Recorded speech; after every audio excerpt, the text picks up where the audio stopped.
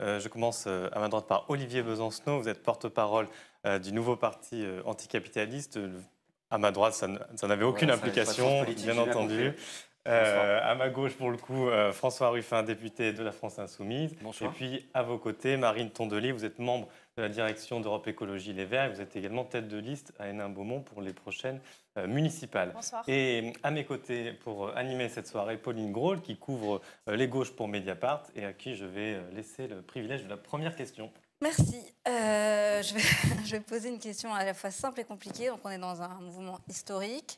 On entre dans la 6e semaine de grève, d'une grève massive, très suivie par en plus beaucoup de classes sociales différentes, les cheminots, les avocats, les artistes de l'Opéra de Paris, les Gilets jaunes. Et en même temps, côté majorité, on a l'impression d'un grand cafouillage avec des députés qui ont du mal à expliquer à quoi va ressembler la réforme au bout du compte.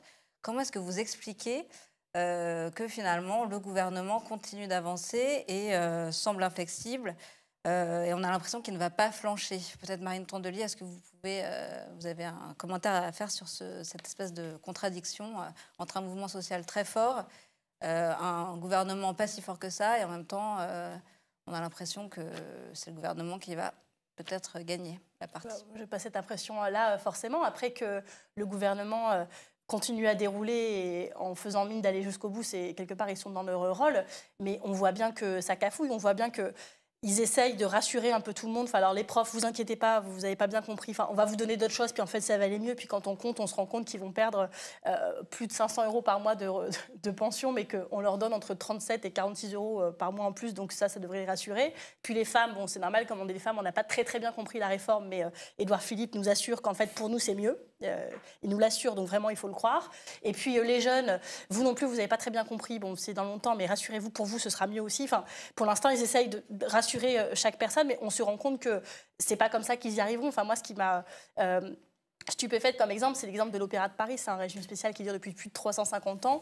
On leur dit non, mais vous, calmez-vous vraiment, ne vous inquiétez pas.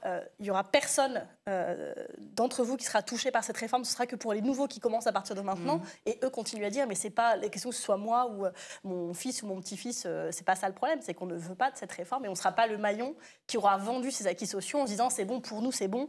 Et on vend le truc des prochains. Les Français sont solidaires dans cette réforme et c'est pas une question d'être né avant ou après 76 ou d'être concerné ou pas par les réformes. Finalement, tout le monde est concerné ou se sent concerné pour ses enfants, ses petits-enfants. Ce qu'on veut sauver, c'est le modèle social hérité du Conseil national de la résistance, hérité de 70 ans de combats sociaux. Et quelque part, dans un monde où l'incertitude croît, où notre génération, en tout cas la mienne, on ne sait pas de quoi demain sera fait sur les crises environnementales. Enfin, on va vivre des choses qu'on imagine, je pense, même pas vivre. Et donc, il y a un seul truc dont on pensait être sûr jusqu'ici, c'était ce modèle social. C'était que vivre en France, c'était safe de ce côté-là. Et même ça, on veut nous le retirer. Et donc, il ne faut pas s'étonner que cette grève, elle dure déjà depuis 6 semaines et elle ne va pas s'arrêter tant que ce projet de loi restera en l'état ou restera tout court à l'ordre du jour. Ça, moi, je ne pense pas que le fait que le gouvernement fasse mine d'aller jusqu'au bout soit un échec en soi. Olivier Besancenot, pourquoi ce gouvernement, comme le disait Pauline, se sent visiblement si sûr de lui, au-delà du jeu de rôle peut-être? Mais je ne crois pas qu'il est sûr de lui. J'y crois pas une seule seconde. On est dans la posture et dans le rapport de force. Il y a des moments dans des grèves. Là, on est dans un moment particulier. Et on est dans les prolongations, je ne sais pas, mais on est dans cette phase où le gouvernement est en train de griller ses dernières cartouches. Et leur seule force, ça sera la faiblesse du camp d'en face. Et parce que 42 jours, c'est long. Le gouvernement joue la carte de l'épuisement, de la fatigue. Et c'est vrai que c'est compliqué. Une grève, c'est jamais fulgurant. Il y a des hauts, il y a des bas, il y a des périodes de doute. Et c'est légitime de parler des doutes. En plus, dans une grève démocratique, on parle du doute, de fait de reprendre, pas reprendre. Est-ce que les autres secteurs s'y mettent? On est dans ce moment-là. Et dans ce moment-là, ça veut dire qu'il y a une perspective devant nous. Moi, je pense que le gouvernement, en effet, est pris entre plein de contradictions, est pris aussi en tenaille. Ces différents paris n'ont pas fonctionné jusqu'à présent. Les vacances, ça devait être plié. L'opinion devait se retourner. L'opinion est toujours du côté de la rue. L'opinion est toujours contre le projet de loi. Et puis après après les mobilisations, vous savez, c'est comme la météo. On vous annonce une température et puis il y a la température ressentie. Je peux vous dire que vous annoncez tous les jours qu'à la RATP, la SNCF, ça va mieux. Vous allez sur les trottoirs parisiens, on ne va pas vous sortir ça, même s'il y a une tendance à la reprise, parce que ça aussi, c'est légitime. Mais je veux dire, on a globalement le sentiment qu'il y a une mobilisation qui continue. En plus, il y a les déchetteries qui s'y mettent, il y a les avocats, il y a ce qui se passe dans les ports. Bref, en gros, pour faire vite, de leur point de vue, le bordel continue. Et c'est un problème. Le problème, c'est qu'il y a un seuil qualitatif, pour l'instant, auquel on est confronté. Donc là, la balle est dans le camp social et politique. Pour moi, on ne va pas tourner autour du pot 36 000 ans. Voilà, on a des jours qui viennent pour être capable de franchir ce seuil quantitatif et qualitatif. Il n'y a pas de bouton magique pour ça, mais il y a des responsabilités. Et la responsabilité, c'est d'avoir conscience, je crois, d'une chose, c'est que contrairement à 95, la grève par procuration, ça ne marche pas. C'est-à-dire en comptant sur les secteurs des voilà, transports, on avait appelé ça, de blocage. En effet, pendant l'hiver 95, c'était les usagers solidaires des cheminots, de la RATP. Il y a encore ça. C'est-à-dire, aujourd'hui, vous faites des trucs de ouf, même dans les embouteillages, vous faites des caisses de grève. Il y a des gens qui donnent, il y a des gens qui attendent à l'accueil de la SNCF, je ne dis pas que c'est le cas pour tout le monde, qui n'ont pas de ticket à la sortie, qui donnent dans la caisse de grève et qui disent « tenez bon ». Le problème, c'est qu'on ne va pas gagner comme ça. Je préfère être franc, on ne va pas gagner comme ça. Il va falloir que chacun et chacune s'y mette un minimum. Et là, il y a un problème de confiance plus qu'un problème de conscience. Moi, je pense que, quand je disais toutes les cartes sont épuisées, on nous a fait le coup du côté du pouvoir. D'abord, on s'est mobilisé contre une rumeur depuis le septembre. En gros, on fantasmait, on ne savait pas ce qu'il y avait dedans, on était des paranoïaques, attendez, vous allez voir. Finalement, on ne s'était pas trompé. Donc après, on nous a fait le coup qu'on se mobilisait contre une incompréhension. Vous ne savez pas ce qu'il y avait dans la réforme, donc on a nous expliqué. D'ailleurs, Macron, il est toujours dans ce timing-là. Hier, il a fait encore une déclaration pour dire que quand on explique bien, on comprend. Donc lui, c'est la pédagogie de la grève. Et puis, on nous a fait une dernière cartouche. Et là, on est dans celle-là. C'est en fait, vous ne savez pas pourquoi vous mobilisez, on va vous expliquer. C'est l'âge pivot. Donc, en fait, vous ne savez pas, mais en fait, depuis le 5 décembre, depuis 42 jours, vous ne mobilisez pas sur le système par points, mais sur l'âge pivot. Et là, c'est comme une course de relais. Vous courez depuis le 5 décembre. Voilà, on court comme des oufs depuis le 5 décembre. Et puis, il y a Laurent Berger qui arrive et puis qui vous arrache le relais alors qu'il n'a pas couru depuis le départ.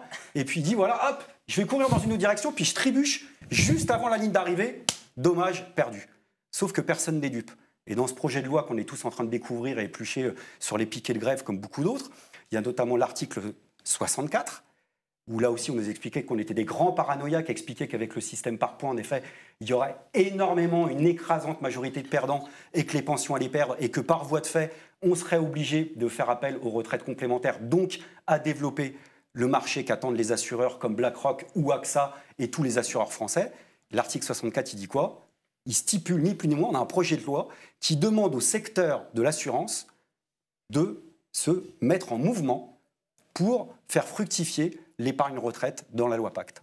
C'est-à-dire qu'on a, dans l'article 64, l'aveu même qu'en effet, derrière ça, ce n'est pas de la paranoïa, on est bien dans le choix de société dont on parle. Donc pour gagner, je termine, on a besoin que là, dans les jours qui viennent, demain, il va y avoir du monde, mais là, on a besoin d'un seuil supplémentaire. Et moi, je crois un sursaut nécessaire du mouvement ouvrier au sens très général du terme.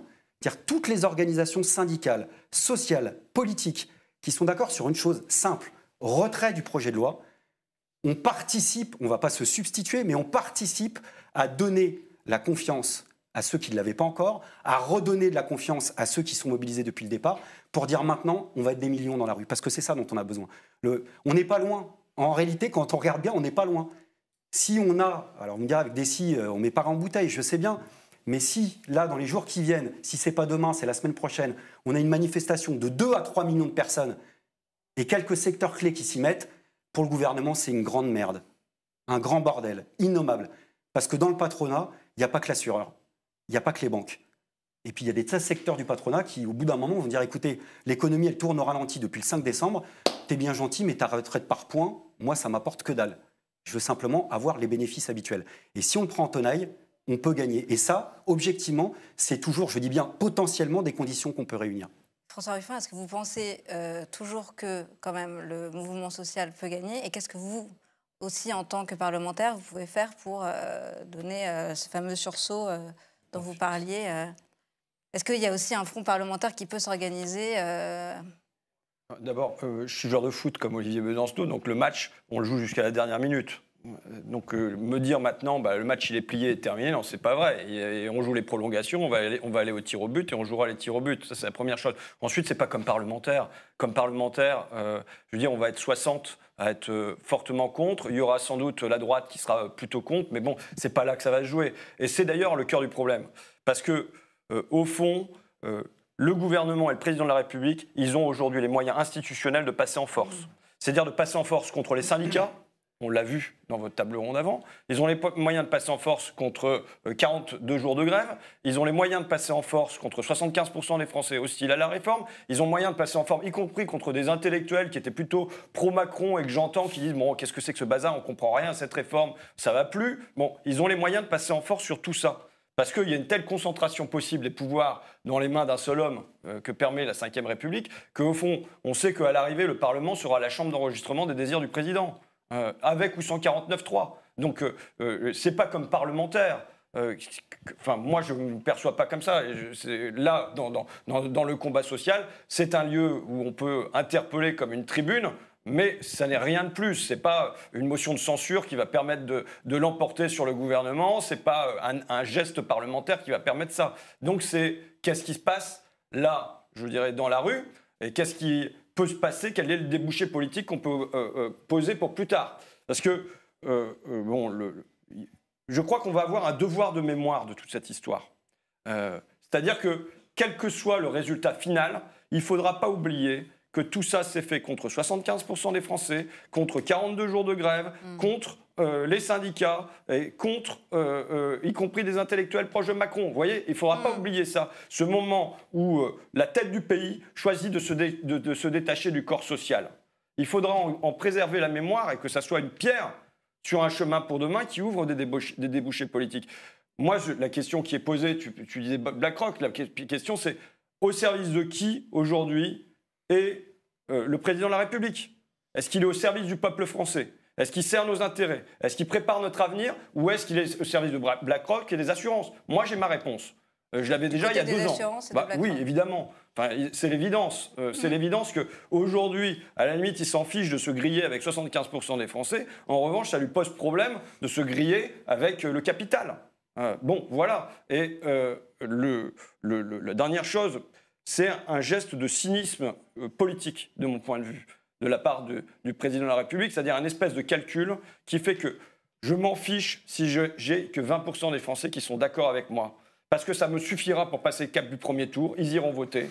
Et il y aura une espèce de vote automatique au 2e tour. Et moi, je vois comment, en effet, on parle de la présidentielle dans cette réforme des retraites. C'est pas comme s'il y avait les syndicats qui se réunissaient d'un côté, et puis les politiques qui parlaient de l'autre, et puis qu'il n'y avait pas un lien entre le mouvement social et des a priori politiques, des calculs, des stratégies, et ainsi de suite, quoi. Je rebondis sur ce que vous dites, parce que là, vous mettez les pieds dans le plat, en quelque sorte. Est-ce que, pour le dire un peu brutalement, un peu comme on l'a dit d'ailleurs au plateau précédent avec les représentants syndicaux, est-ce que le problème, justement, en vue de cette échéance présidentielle, c'est que la gauche politique, vous ne faites plus peur? Je reprends un extrait d'une analyse qu'a faite chez nos confrères d'AOC, le politiste Frédéric Savicki, on va la voir s'afficher à l'écran.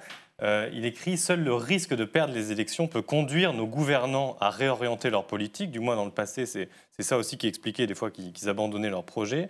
Or, dit-il, l'extrême morcellement des forces de gauche rend peu probable la présence d'une candidature de gauche au second tour et donc les chances qu'un projet alternatif qui consolide l'État social l'emporte. Est-ce que c'est pas ça vraiment le problème? Votre état de faiblesse collectif, là, je m'adresse à vous tous ensemble. Marine Tondelier. Évidemment, ça me tombe dessus.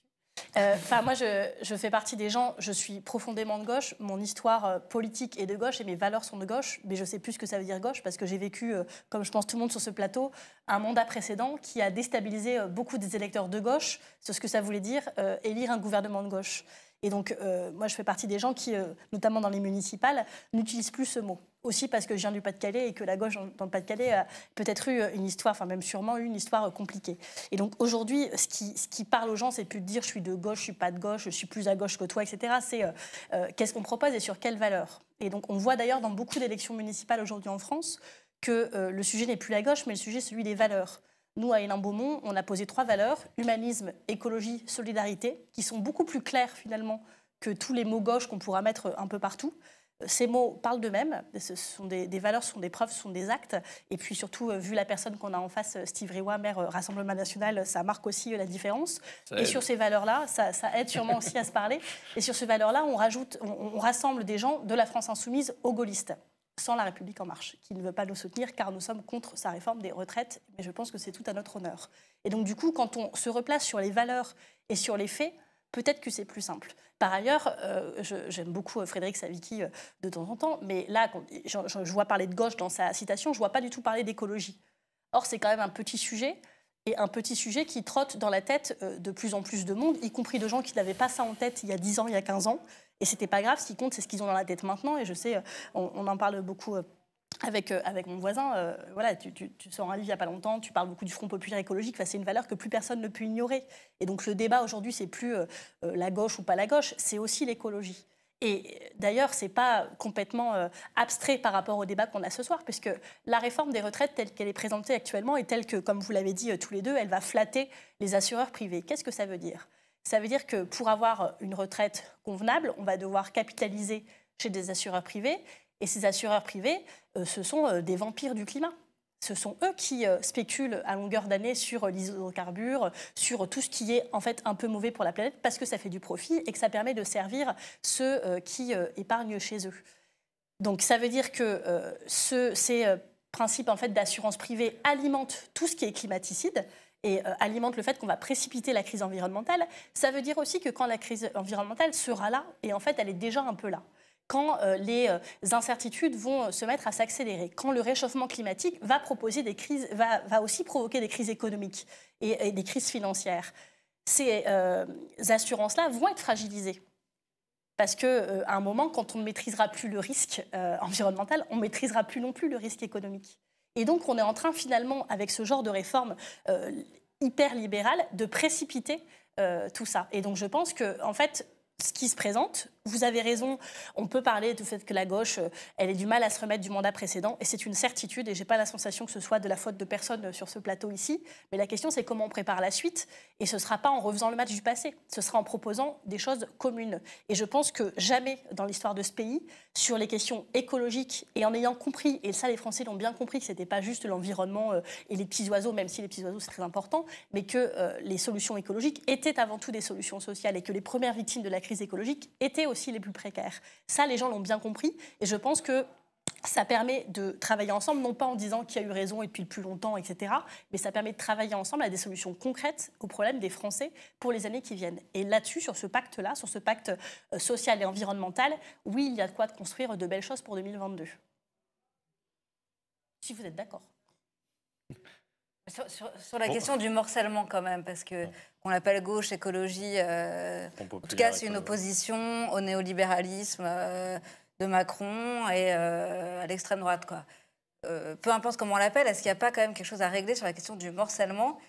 Et Macron, voyant que tout le monde est côte à côte mais pas ensemble, se dit en fait j'ai un boulevard, voilà, vous avez fait... On est ensemble quand même. Oui. Grâce à lui. Et même sur scène parfois, parce qu'il y a eu un meeting commun organisé le mois dernier à Saint-Denis par notamment Fabien Roussel, le patron du Parti communiste, où vous étiez Olivier Besancenot. Et on a bien vu que vous étiez un peu côte à côte, mais en même temps, vous aviez du mal à sortir une proposition commune à la fin du meeting, ce qui était en fait, je crois, le rêve de Fabien Roussel quand même, quoi. Je ne peux pas décrypter les rêves de Fabien Roussel. J'ai participé à cette initiative unitaire, j'en ai fait avec François, j'étais avec Jean-Luc Mélenchon sur des piquets de grève. Je pense qu'il faut être unis comme jamais face à cette contre-réforme. Il faut l'appeler définitivement contre-réforme et pas réforme. Maintenant, sur le projet alternatif, il y a des sujets qui fâchent. Oui. Voilà. On ne peut pas faire comme s'il n'existait pas. Discuter d'une réforme alternative avec la direction du Parti socialiste, permettez-moi de le dire, ça nécessite des événements fondateurs et un certain rapport de force. On ne peut pas faire comme si, par exemple, il n'y avait pas eu un mandat précédent, comme si M. Macron n'était pas le petit et l'enfant de François Hollande, qui n'est même pas revenu sur le report de l'âge de retraite à 62 ans, qui était de 2010. Bon, donc, moi, c'est pas simplement pour avoir un coup d'œil dans le rétroviseur, mais parce qu'il y a des fractures politiques à gauche. Moi, je suis de gauche. Je ne suis pas pour refaire la gauche d'avant, je suis pour en faire une autre. là, il y a une opportunité, et c'est une question de... Vous savez, Daniel Ben Saïd, qui nous a quittés il y a quelque temps, et on fête son anniversaire en ce moment, il insistait sur l'importance du temps en politique. Et la fameuse discordance des temps entre le temps social et le temps politique. Là, l'enjeu, c'est d'essayer de rendre accord le temps social et le temps politique. Ça peut être un acte fondateur.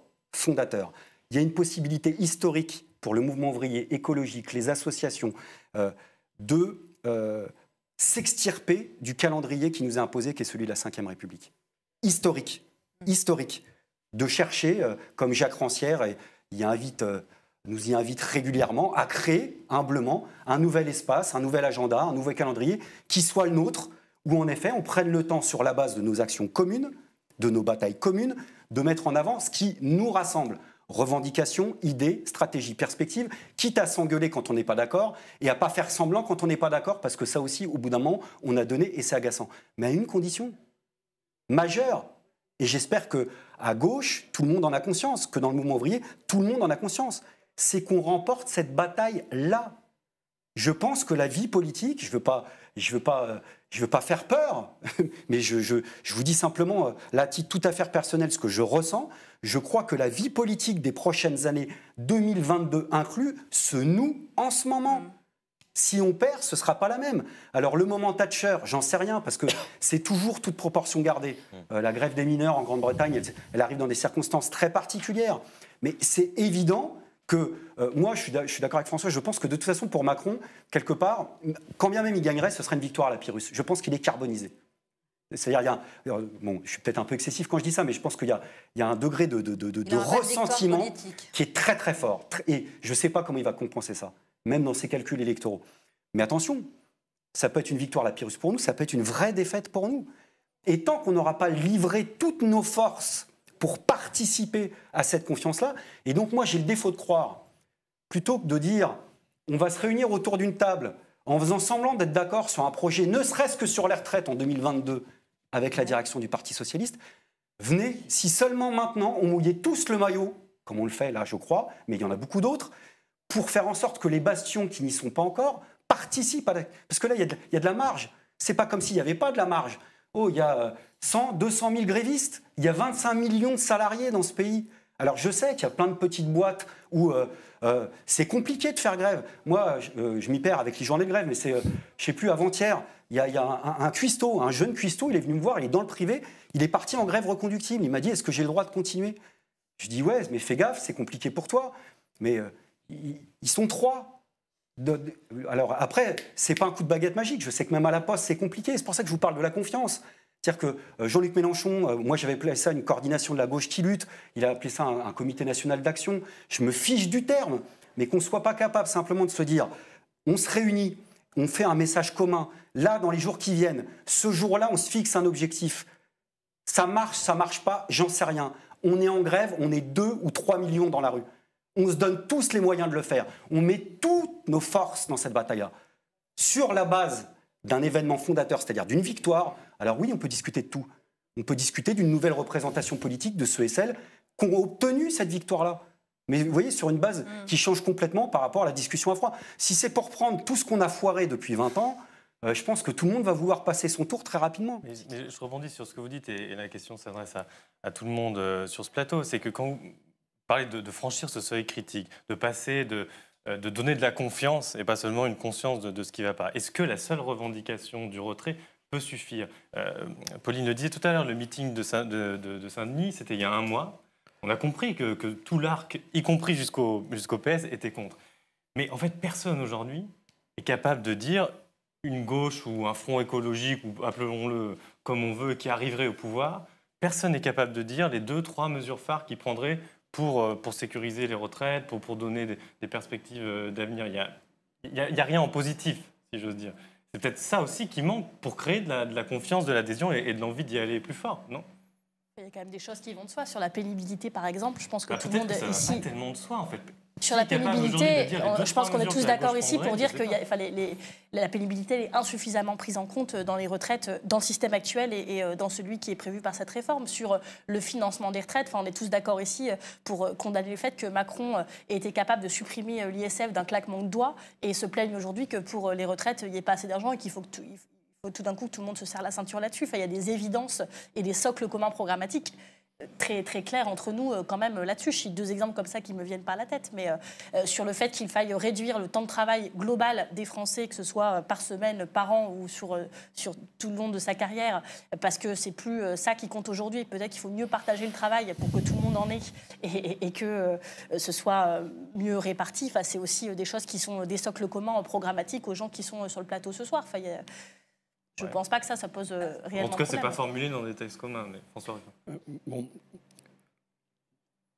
Je veux dire, qu'est-ce que je ferais Qu'est-ce qu'on ferait enfin, après, je ne sais pas, parce que c'est pour ça qu'il ne va pas y avoir de trucs communs. Je n'ai pas discuté avec Olivier sur ce qu'il ferait. Pareil. Bon, moi, je suis pour des chiffres clés, simples à retenir. Je suis pour la retraite à 60 ans, après 40 ans de cotisation, et tout le monde qui a pleinement cotisé a le droit au SMIC. Donc voilà, et ça suppose 16% du PIB à la place de 14% du PIB. Voilà pour les chiffres et le truc technique. Mais je pense qu'au-delà de ce pas-là, il nous faut un horizon commun. Et l'horizon commun, il y a Marine Tondelier des Verts à côté de moi, il faut faire converger aujourd'hui l'histoire du mouvement ouvrier et l'histoire du mouvement écologique. Quand j'entends les cheminots qui me disent c'est un héritage du passé, j'ajoute, moi, c'est un pas pour l'avenir. C'est-à-dire quoi ? C'est-à-dire que ces retraites, c'est la libération du temps de travail effectuée par le mouvement ouvrier depuis le milieu du 19e siècle. D'abord, le recul du travail des enfants, ensuite la journée du 8h. La journée, le dimanche, chômé, alors que maintenant on nous fait retravailler le dimanche, les 3-8, 8 heures de travail, 8 heures de repos, 8 heures de loisirs, le samedi anglais, on a appelé ça, les congés payés, enfin, le gros morceau des retraites qui passe à 60 ans en 1982. Pour moi, c'était le dernier grand moment où on a à la fois en 82 réduction du temps de travail, on passe de 40 heures à 39 heures. À mon avis, ça ne change pas grand-chose pour les gens. 5e semaine de congé payé, ça se prend. On recule à 60 ans qui est décisif parce qu'en fait, ça veut dire qu'il y avait plein de gens dans les classes populaires, chez les travailleurs, qui mouraient au travail. Et ce qu'on risque d'avoir, c'est ce retour-là, en repoussant à 64, 65, 66, 67 ans. Bon. Ça, c'est l'histoire du mouvement ouvrier qui est à la fois une identification au travail, à la valeur travail, à la valeur du travail, et en même temps une libération du travail. Mais c'est là où il faut conjuguer les deux. C'est qu'aujourd'hui, c'est un pas pour l'avenir. Il y a eu un grand bond en arrière, y compris sur le temps de travail. C'est que pour Keynes, à la fin du XXe siècle, on travaillerait 20 heures par semaine, maximum. Et c'était le sens de l'histoire. D'ailleurs, en 82, quand on demandait aux Français, la majorité des Français répondaient que pour eux, à l'avenir, on travaillerait jusqu'à 55 ans et on serait à la retraite à 55 ans.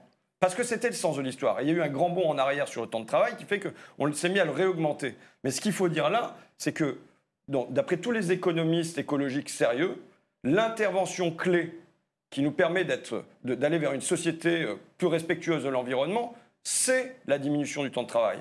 Comment sortir de la cage du productivisme, c'est par la diminution du temps de travail. Donc aujourd'hui, se bagarrer sur les retraites, ce n'est pas seulement un héritage du passé, c'est ce qu'il nous faut préserver pour l'avenir. Eux, ils veulent nous faire travailler plus, pour produire plus, pour consommer plus, pour travailler plus, pour consommer plus, comme le hamster dans sa cage. Et bien nous, la question, c'est comment on sort de cette cage de la production-consommation. Et je pense que... en même temps qu'on doit discuter sans doute des tambouilles de partis, de tout ça, je ne suis pas fortiche là-dedans. Mais à un moment, si on n'a pas un horizon commun de comment on fait pour lier l'histoire du mouvement ouvrier et du mouvement écologique, par exemple sur cette question des retraites, je pense qu'on ne ranime pas une espérance chez les gens. Moi, je suis très frappé en fait, je ne suis pas frappé du tout, je fais comme si c'est... Mais... que le mot bonheur ne soit pas prononcé par Macron, par Édouard Philippe, par tout le gouvernement. Normalement, quand on fait une réforme comme celle-là, ça devrait être avec ce leitmotiv-là.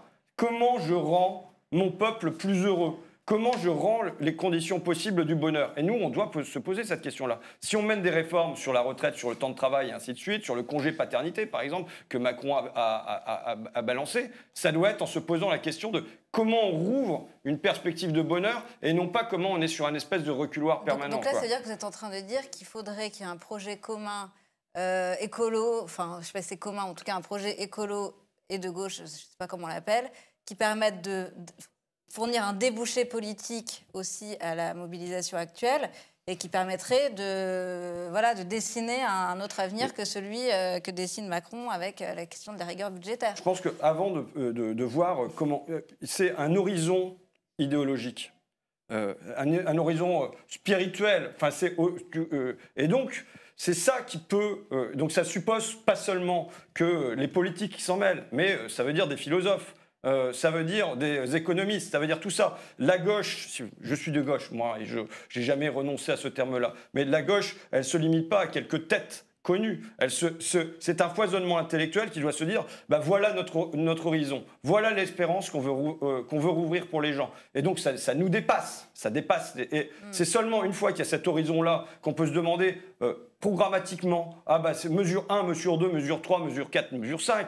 Mais si jamais il n'y a pas une aspiration vers un horizon commun, grosso modo, on peut pas, on va pas poser ça dans un programme. Mais ça, c'est pas très difficile à faire, si. Enfin, je sais pas. Je dis pas que ça soit difficile à faire, mais c'est comment on répand une espérance commune et comment déjà nous on se force et on se forge à pas être dans un pessimisme qui nous habite, parce qu'il faut dire ce qui est, c'est que la gauche, c'est quand même 30 ans de recul. Je veux dire, c'est Jospin qui paraît la parenthèse libérale qui a été ouverte en 1983. Mais le problème, c'est qu'on est encore coincé dedans, quoi. Donc, c'est comment on ferme cette parenthèse libérale, comment on passe à une autre histoire, comment on remet la marche avant, et puis comment, même d'un épuisement social, on ouvre un horizon devant sur où est-ce qu'on veut aller, pas seulement défendre l'héritage d'Ambroise Croizat, du Conseil national de la résistance et ainsi de suite, mais on repasse la marche avant, on dit non, le sens de l'histoire, c'est la diminution du temps de travail. On a eu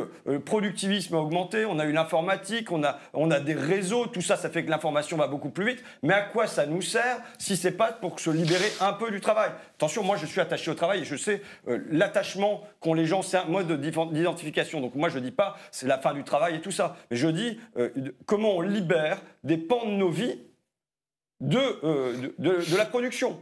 Or, aujourd'hui, c'est l'inverse qui se produit. On accepte que nos vies soient reconquises par la production parce qu'on est en concurrence avec tel pays, il nous faut de la compétitivité, la course à la performance. Et en fin de compte, ça y est, je pars, hein, mais en fin de compte, dans tout ça, ce qui n'est jamais posé, c'est la question du sens de l'existence, du sens du commun, de ce qu'on fait ensemble. Quel est notre but? Et y compris dans la réforme de Macron. Là, il ne nous est pas proposé d'horizon.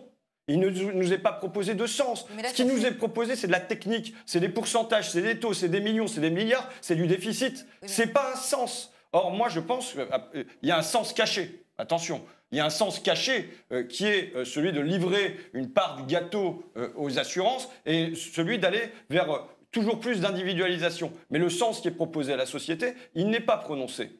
Or, je pense que nous, on doit retrouver un horizon, un sens qui dépasse le débat technique, quoi. Et Olivier Besancenot, on vous laisse réagir peut-être à ce qui vient d'être dit. Et du coup, je reformule aussi ma question tout à l'heure. Est-ce que la revendication du retrait ne doit pas s'adosser à une forme d'espérance ou à un horizon qui doit être en fait explicite plus qu'implicite dans cette revendication de retrait? Mais moi, je suis d'accord avec ça. Et d'ailleurs, avec tous les défauts du genre, en fait, on s'emploie à ça, mine de rien. C'est-à-dire qu'il ne faut pas croire qu'on est là qu'à dire non, non, non, non, non, tout le temps. Moi, je suis d'accord avec cette formule d'horizon, d'espérance, de sens, beaucoup plus que la formule de débouché. Parce qu'il y a beaucoup de politique dans la mobilisation actuelle, en effet.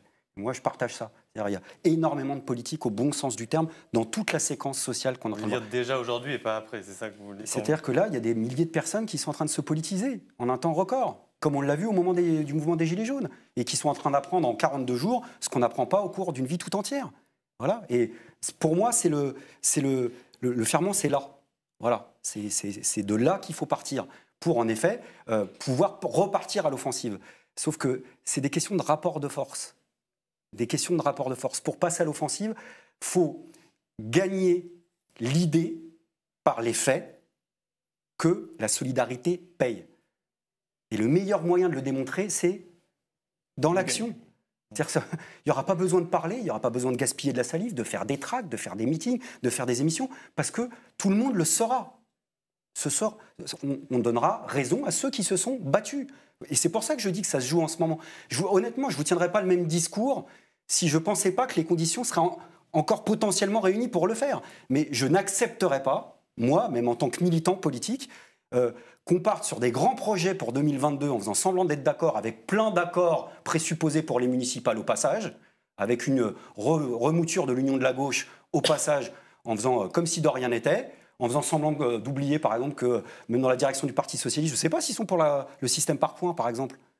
Bon, c'est pareil au sein de ELV, où il y a aussi des débats. Mais peut-être. Mais là, je veux dire, si on gagne sur ça... Je demande un droit de réponse. On gagne sur ça... On aura voilà, il y a tout qui va se engouffrer. Mais d'ores et déjà, dans les mobilisations, bien sûr que tout le monde réinvestit de ces questions locales sur des licenciements, sur des procédures disciplinaires, sur des salaires, sur des primes, sur le démantèlement du service public. Vous croyez qu'à la Poste, on se mobilise que sur les retraites? Vous croyez que dans le service public hospitalier, ça se mobilise que sur les retraites? Vous croyez que les salariés de la RATP se mobilisent que sur la question des retraites? Il y a tout ce qui a été cette fameuse parenthèse qui n'en finit pas d'être ouverte, qui se réinvite. Donc le problème, c'est qu'on sera plus fort pour le faire sur la base d'une démonstration concrète. Le restant, pour moi, ça sera de nouveau des discussions de recomposition habituelles qui n'aboutiront pas. Voilà. C'est-à-dire que les questions, il faut les faire vivre là où la politique pousse le mieux, c'est-à-dire à ras du sol. Et toutes ces questions, en effet, émancipatrices. La réduction du temps de travail, moi, je pense qu'en effet, c'est une question de fusion entre continuité, discontinuité, entre histoire, avenir, entre le mouvement ouvrier, le mouvement écologique. On a écrit un ouvrage avec mon collègue et ami Michael Lowy qui s'appelle « Le règne de la liberté ». Il a été, pour moi, redéniché cette formule de Marx dans le 3e tome du Capital.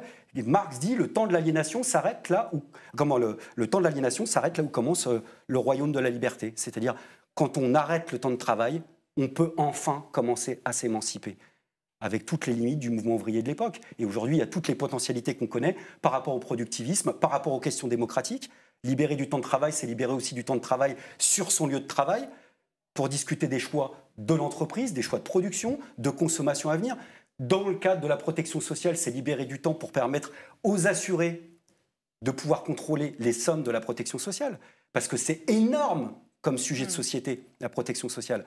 Ce n'est pas simplement la mesure qu'on met. Moi, je ne veux pas jouer les Monsieur Plus, mais je ne vois pas pourquoi on ne reviendrait même pas aux mesures de 93, là, dans l'immédiat, c'est-à-dire trouver les 4% du PIB qui permettraient de revenir à la retraite ou à 60 ans, avant pour les métiers les plus pénibles et aux 37 annuités et demie pour tous. Il y a 4% du PIB, je suis sûr qu'en grattant, on doit pouvoir trouver, mais je suis d'accord avec toi, c'est-à-dire que ça va au-delà de ça.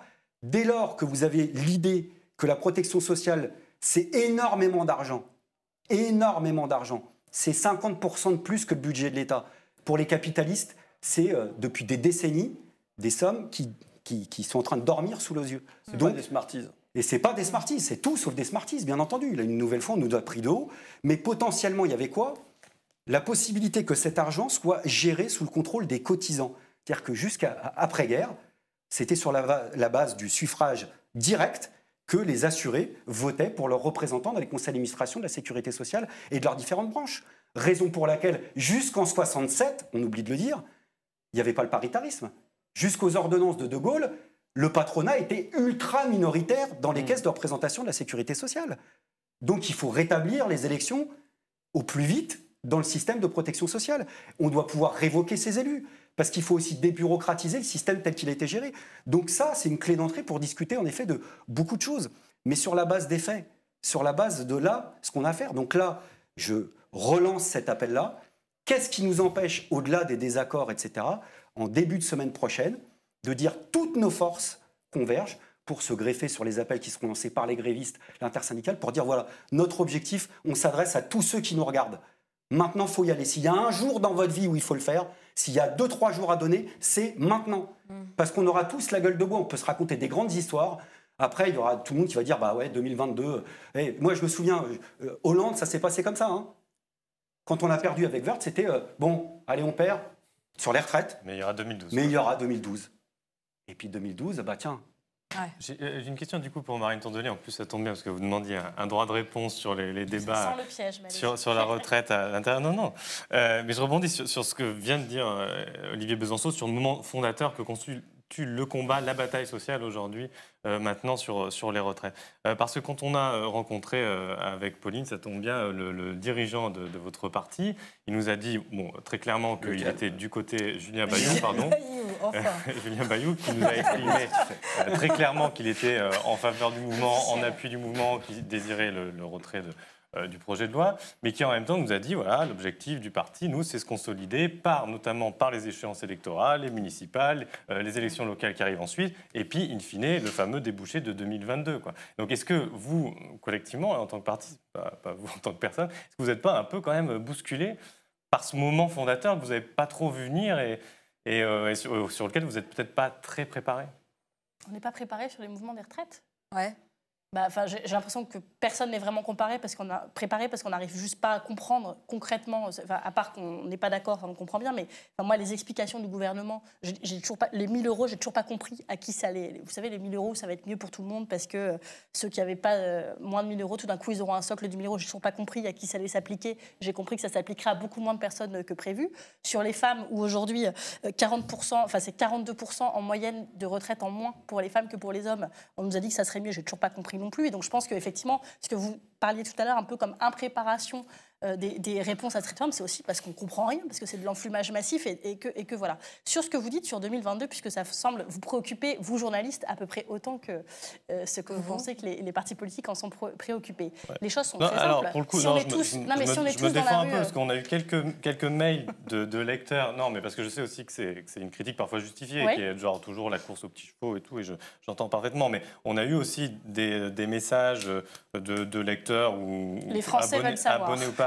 Non, mais je ne vous fais pas le coup des Français, mais qui quand même posaient sur la table ces questions-là, des futures, de projets unitaires, etc. C'est pas juste, ils ont raison, parce qu'à un moment, si on en est là à devoir viser d'être 2 à 3 millions dans la rue, c'est qu'on est dans la Ve République et qu'on peut estimer que les règles sont injustes et qu'il faut les changer. Pour l'instant, c'est celles-là qui sont en vigueur. Et que si on ne change pas de parti au pouvoir en 2022, ça continuera comme ça.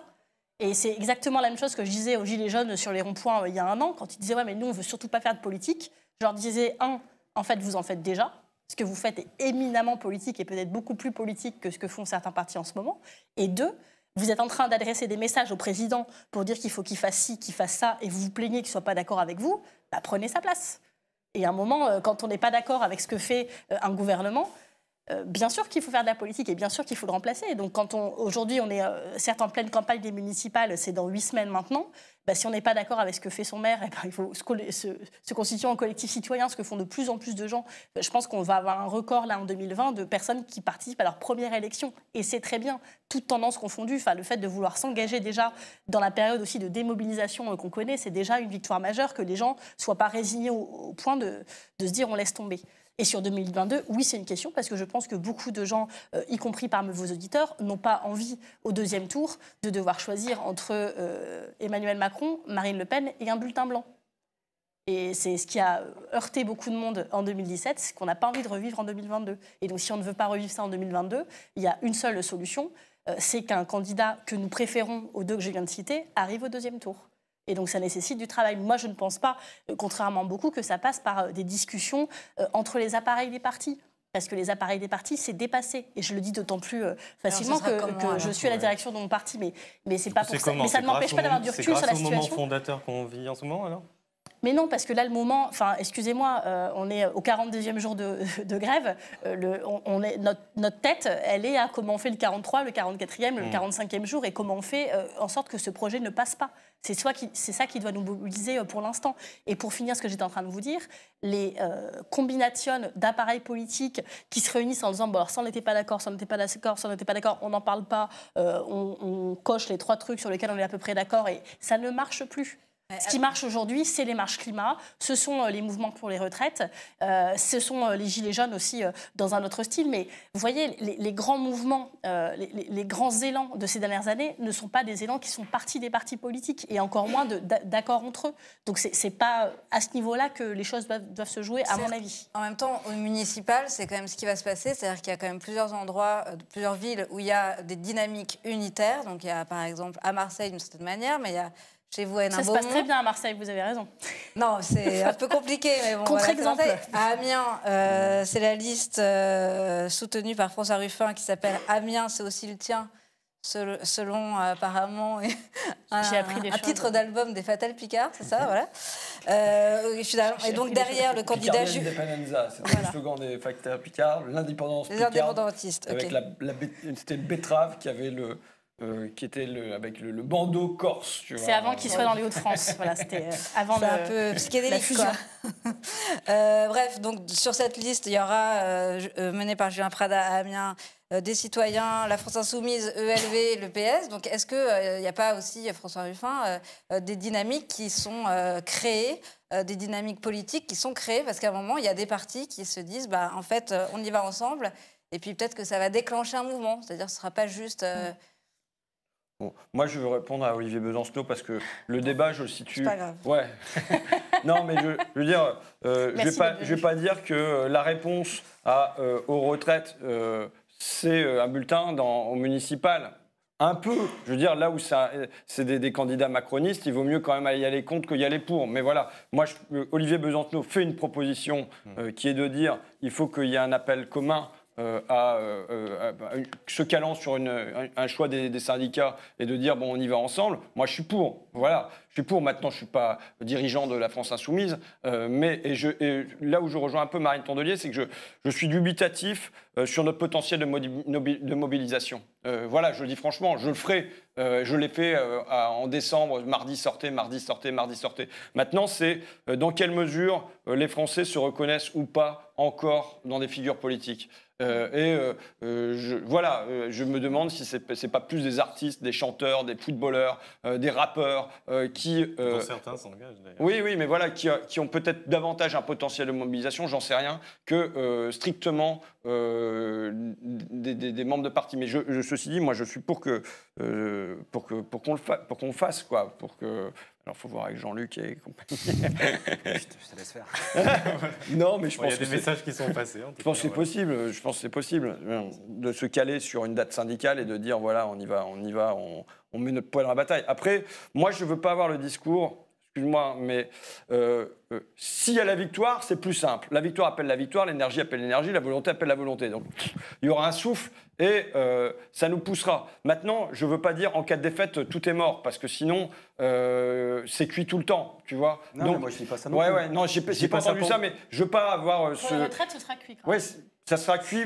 L'histoire, pour moi, la force qu'il peut y avoir dans le social, c'est qu'on peut inverser les données. C'est toute la différence pour moi entre ce qui se passe sur le terrain écologique climatique et ce qui se passe sur le terrain social. C'est-à-dire que le social, il y a des hauts, il y a des bas. Ça peut remonter. Et ce qu'on a perdu, on peut le regagner. On voit que ce n'est pas fait depuis 30 ans, mais je pense quand même que je suis convaincu, moi, que le terrain social, on peut le remonter. Mais moi, je suis d'accord avec ça. Le problème, c'est est-ce que c'est simplement l'expression d'une colère et d'une révolte, ou est-ce qu'en effet, ça rejoint, je ne sais plus lequel de vous en parlait, la possibilité de repartir à l'offensive, parce qu'on discute de ça. C'est-à-dire que là, on est encore une nouvelle fois à se mobiliser, enfin générationnellement, à se mobiliser contre. À se mobiliser contre. De ne pas perdre quelque chose. Donc c'est comment tu repars. Moi, je crois à ça. De toute façon, je suis contre toute vision définitive de l'histoire et surtout de l'histoire sociale et de la lutte de classe en particulier.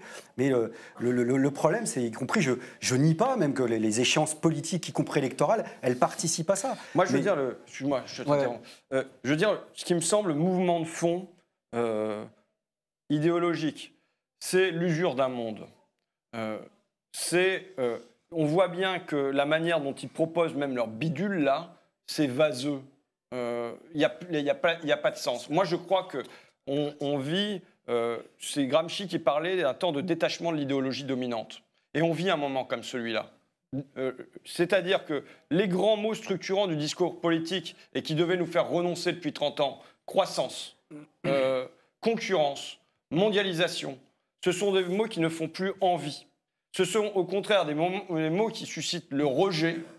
Et donc voilà, on vit en profondeur ce temps-là. Et pour moi, la crise des Gilets jaunes en est un marqueur très puissant. Parce que là, se sont réveillés des gens qui ne s'étaient pas réveillés depuis très, très, très, très longtemps. Ce n'est pas le même sens que je donne à la crise sur les retraites. Donc je suis persuadé qu'en sous-jacent dans la société française, il y a ce que j'appelle moi un vaste désir d'autre chose. Qu'est-ce que c'est exactement cette autre chose ?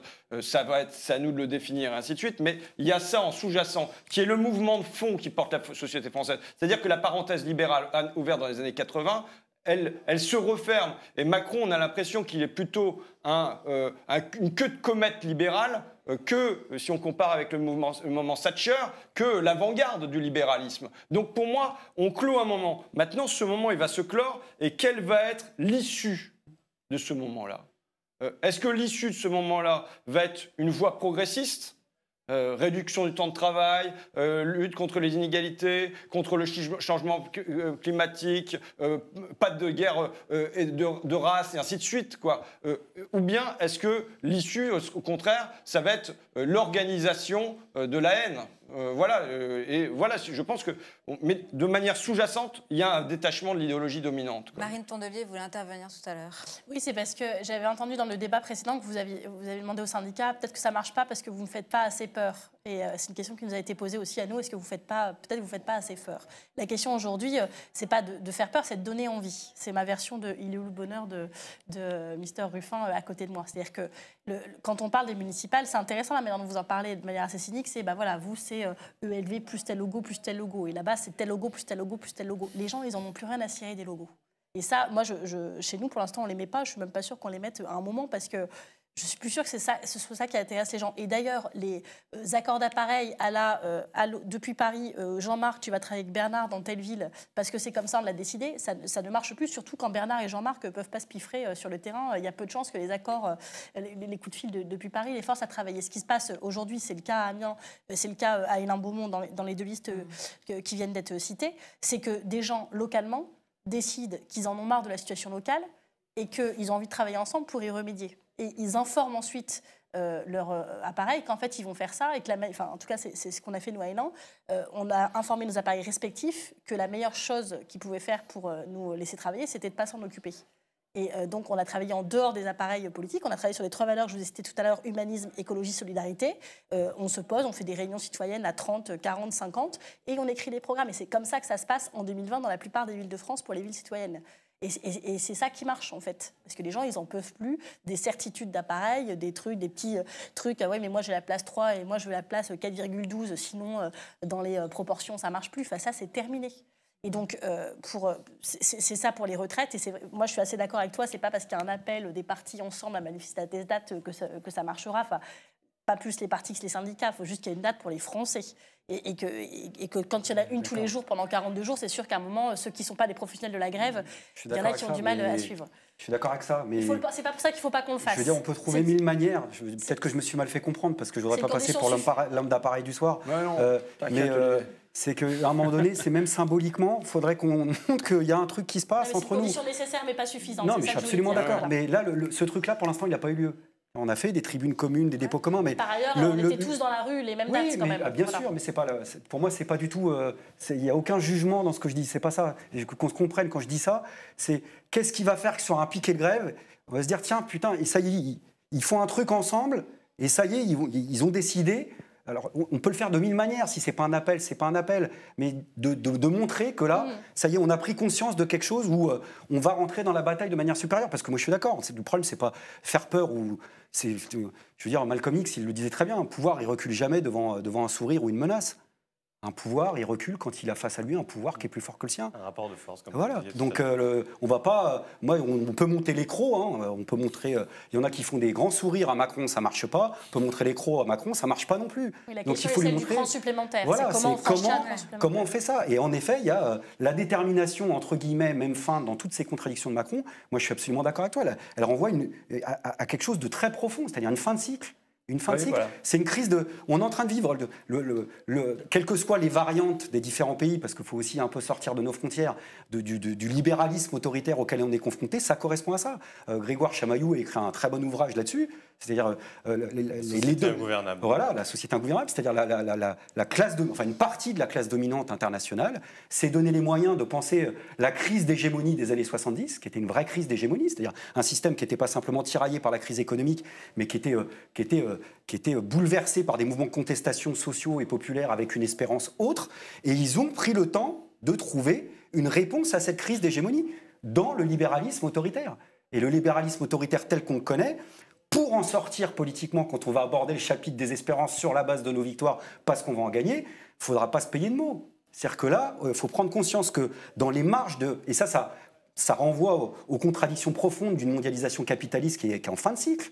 Voilà, et qui fait qu'aujourd'hui, on n'est plus dans l'époque des 30 Glorieuses où le système capitaliste, globalement, il pouvait s'accommoder d'espaces tampons, de réformes sociales pour y compris acheter la paix sociale sous le rapport de force et les luttes. Aujourd'hui, ils ne peuvent plus se permettre ça. On le sait politiquement depuis l'exemple de Tsipras en Grèce. On le sait même, je ne veux pas polémiquer pour rien, mais même avec la direction de la CFDT. Je veux dire, il y a une pancarte qui dit la CFDT négociera le jour où Macron établira l'esclavage, la CFDT va négocier le poids des chaînes. Mais il n'y a même pas le poids des chaînes à négocier. Il faut qu'on en ait conscience. C'est-à-dire que dans l'âge pivot, il est dans le projet de loi. L'âge pivot, il est dans le projet de loi. C'est-à-dire que même ça, Laurent Berger ne peut pas l'obtenir. Politiquement, les moindres réformes, un tant soit peu audacieuses, écologiques, démocratiques, sociales, il faut prendre conscience d'une chose, c'est qu'il y aura tout de suite face à nous un rapport de force politique tel que ça nous obligera à prendre des mesures radicales en termes d'appropriation collective, démocratique, des moyens de production, par exemple dans le domaine énergétique, si on veut lutter contre le réchauffement climatique, et si on veut pouvoir satisfaire les besoins sociaux dans le domaine, par exemple, de la finance et des banques. Et je ne dis pas ça parce que c'est des fadaises d'anticapitalisme, mais simplement parce que ça correspond à une réalité. Donc juste pour terminer, je crois que la gauche serait bien inspirée de ne pas croire que le pouvoir ne cède que quand il a peur de perdre les élections. Le pouvoir actuel, il a peur quand il a peur de perdre le pouvoir.